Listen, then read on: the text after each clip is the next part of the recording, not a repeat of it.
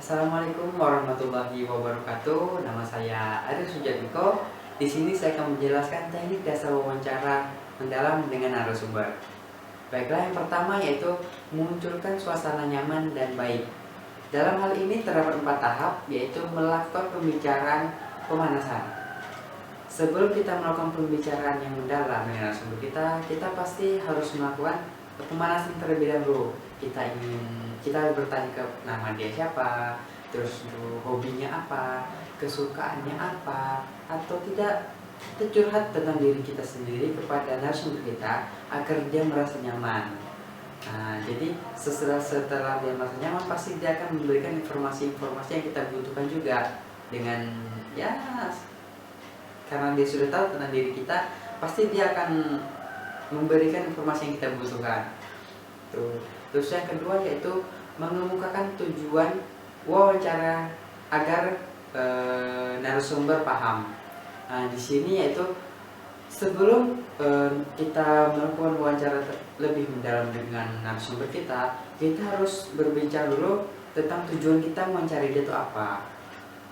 Terus tentang yang kita teliti itu apa.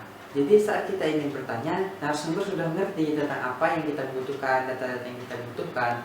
Jadi semua tidak salah paham. Baik, yang ketiga itu timbulkan suasana bebas. Timbulkan suasana bebas ini dalam wawancara kita tidak harus berpenampilan formal, terus di tempat-tempat yang formal. Itu tergantung dengan narasumber kita. Apabila narasumber kita suka di warung kopi, atau suka di tempat kafe, atau suka di rumah makan, atau dimanapun dia suka, kita bisa ngikutin dia. Kita harus mengikuti selera dia. Agar apa? Agar dengan melakukan itu dia merasa nyaman. Terus data-data informasi yang kita butuhkan juga kita dapat.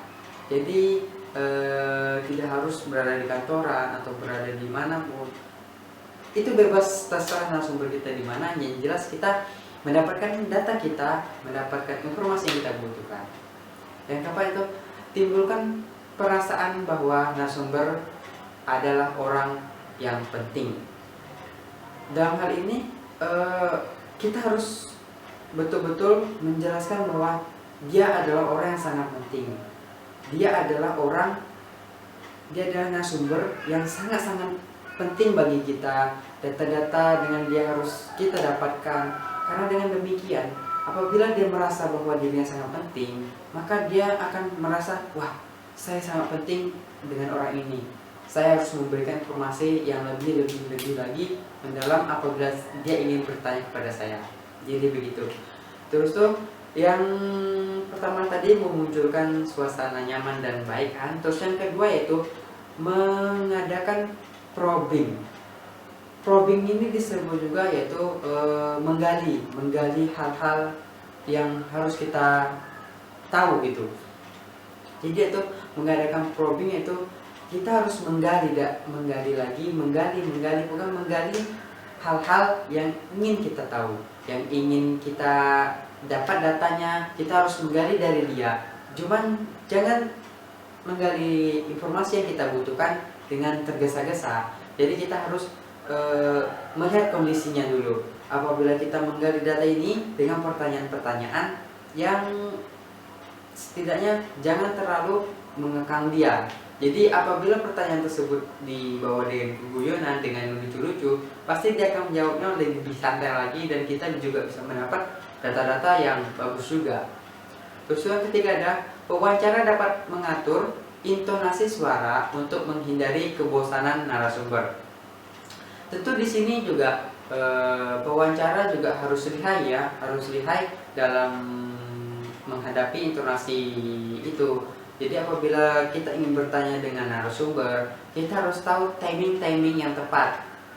Apabila kita bertanya A, dia sudah menjawab A, terus tentu dari pertanyaan A tadi ada informasi-informasi lagi yang di luar jadwal pertanyaan kita.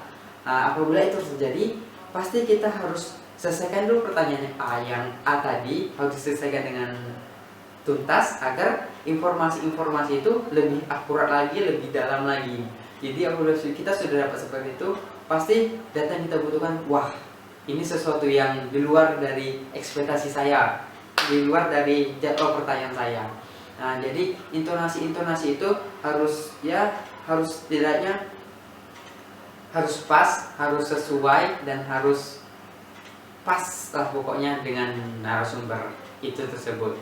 Terus yang keempat, tidak memberikan sugesti untuk memberikan jawaban-jawaban tertentu. Jadi apabila kita ingin bertanya tentang sesuatu kepada narasumber, jangan bertanya tapi di luar nalar dia. Apabila itu terjadi, maka narasumber akan memberikan jawaban-jawaban yang menurut dia ya nalar-nalar dia saja, itu data tidak valid gitu.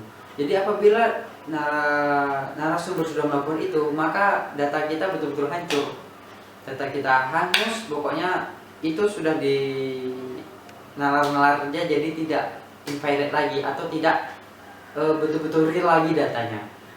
Baiklah, yang kelima itu kecepatan berbicara perlu diatur.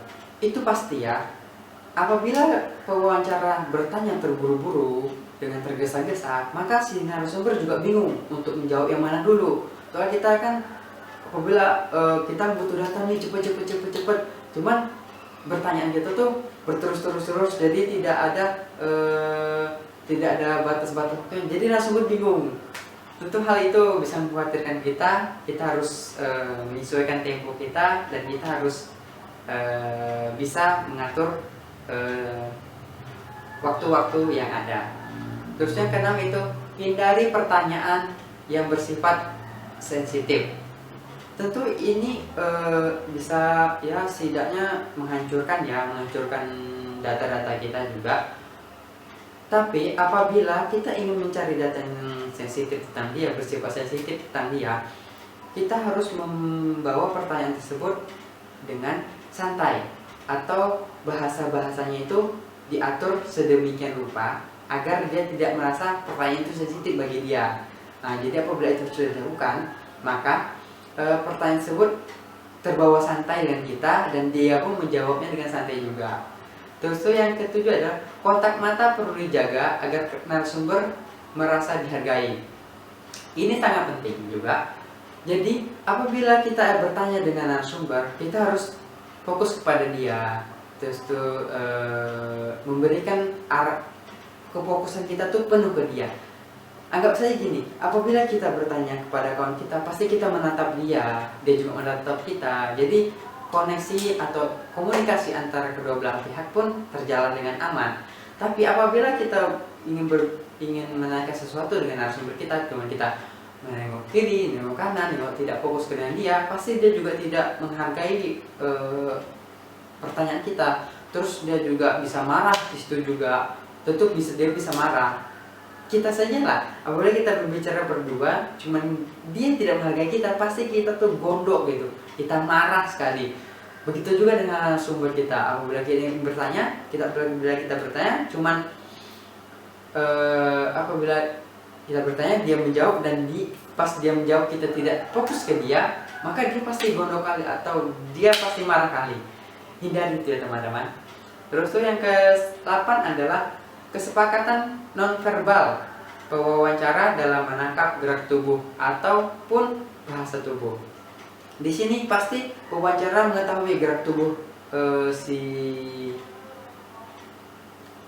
narasumber. Apabila narasumber sudah gelisah atau sudah menengok HP dia atau menengok jamnya, pasti dia sedang ada kepentingan lain.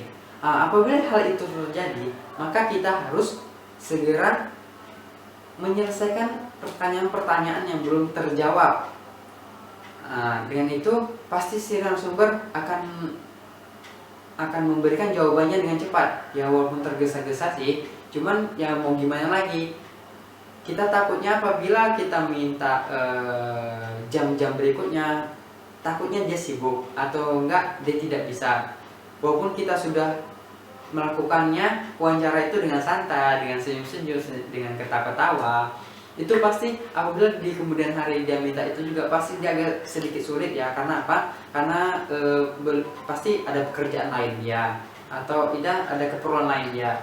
Maka apabila dia sudah gelisah atau tidak, ya setidaknya gelisah kali lah, atau sudah nengok jam atau segala macam, itu usahakan kita harus cepat-cepat bertanya pertanyaan selanjutnya. Atau apabila sudah pertanyaan sudah betul-betul sudah dapat real atau sudah dapat betul-betul data yang kita inginkan, walaupun pertanyaan masih banyak, cuma data itu mencukupi, oke lah, sudah setidaknya kita sudah bisa memahami dia. Dan apabila dia bersedia untuk diwawancara kemudian hari, itu lebih bagus lagi. Karena untuk mencari orang seperti itu pun susah ya, karena ya alasannya pasti banyak lah. Terus tuh yang ke-9 adalah waktu wawancara yang ideal adalah 1-2 jam. Itu tergantung ya teman-teman. Karena apabila kita mewawancarai seseorang atau mewawancarai narasumber kita, pasti itu tidak bisa terpaku sama 1 jam atau 2 jam. Karena apabila itu terpaku 1 atau 2 jam, maka wawancara itu ya terasa buru-buru sekali gitu. Jadi itu tergantung kepada narasumber itu sendiri atau kepada si kitanya sendiri, si wawancara. Karena apa? Karena apabila kita ingin bertanya ke sesuatu kan pasti ya butuh waktu lama. Cuman apabila suasananya terbawa gembira atau terbawa happy dan dia merasa nyaman atau dan narasumber merasa nyaman, pasti dia juga akan merasa wah seru nih, tidak apa-apa lama-lama, cuman kan ya dia juga merasa bahagia, dia merasa senang gitu, pasti informasi yang kita dapat juga banyak dan dia pun enggan untuk mempercepat waktunya. Tapi apabila sebaliknya apabila kita tergesa-gesa, kita buru-buru, kita asal-asalan atau kita berantakan, dia pastinya ingin cepat-cepat sekali untuk menyudahi wawancara itu. Karena apa? Karena dia tidak betah untuk diwawancarain kita. Jadi hanya itu yang bisa saya berikan tentang teknik dasar wawancara mendalam dengan narasumber. Dan saya apabila ada kesalahan dengan perkataan saya mohon maaf. Saya akhiri. Assalamualaikum warahmatullahi wabarakatuh.